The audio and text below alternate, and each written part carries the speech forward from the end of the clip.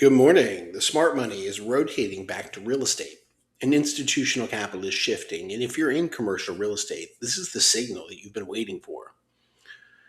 And after a multi year run where private corporate debt really dominated portfolios due to elevated interest rates, the landscape is changing. With the Federal Reserve cutting rates by 75 basis points in late of 2025, floating rate income is beginning to normalize. So, what does that mean in real world terms? The easy yield is fading, and now capital is rotating. So, why the rotation is happening? Well, for the past few years, private debt strategies thrived in a high rate environment, and investors could benefit from floating rate yield expansion, lower duration risk, and predictable income streams. But that advantage is starting to compress. And as rates stabilize or even decline in nominal terms, investors are reallocating towards asset classes that benefit from economic growth and not just rate spreads. And that's where commercial real estate comes back into focus.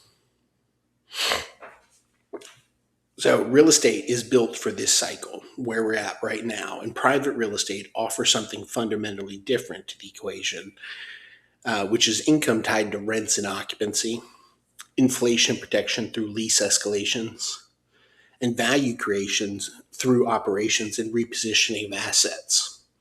And historically, over 80% of core real estate returns come from the income and not the appreciation on the property. And that's the part that matters. Because in the next cycle, income and not speculation will drive performance. And that's where we got a little overbought.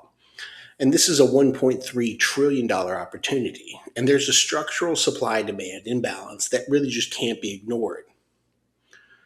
And globally, there's projected 1.3 trillion annual investment gap across housing sector, energy and infrastructure, but also logistics and industrial assets.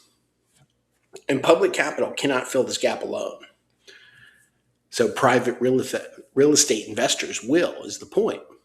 And this creates a long-term tailwind that goes beyond short-term market cycles, especially in growth markets like Houston, where population growth and industrial demand continue to drive absorption.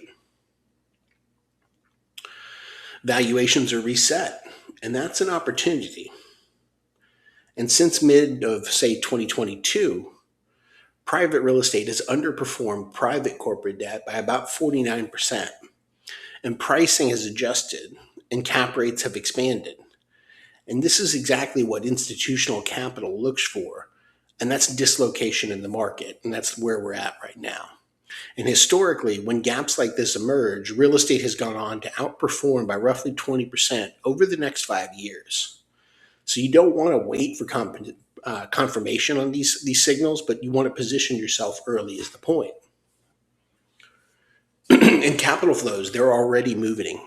Follow the money. It's already happening. Non-traded real estate investment trust capital raising is up 36% in 2025. And the net flows have shifted from negative to positive. And institutional investors are reallocating ahead of the curve. And this isn't theory, this is execution. So, what this means for investors and business owners. And if you're in commercial real estate, the shift impacts you directly. So, if you're an investor, it's an opportunity to acquire at reset valuations, stronger long term returns driven by income, and ability to pair commercial real estate with private debt for diversification. For business owners, it's better acquisition opportunities for owner occupied properties and more lender appetite returning for your stabilized deals, and strategic timing for expansion or relocation. For developers, capital has become more selective, but it's available for the right deals. So, demand tied to real world needs like housing, industrial, or mixed use. And the strategy moving forward is to rebalance and don't replace. And this isn't about abandoning private debt, it's about portfolio construction.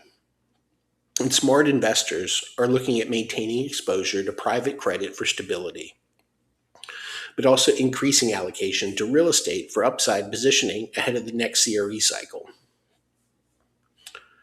So the takeaway for the day is that the window is open, but it's not going to stay open forever.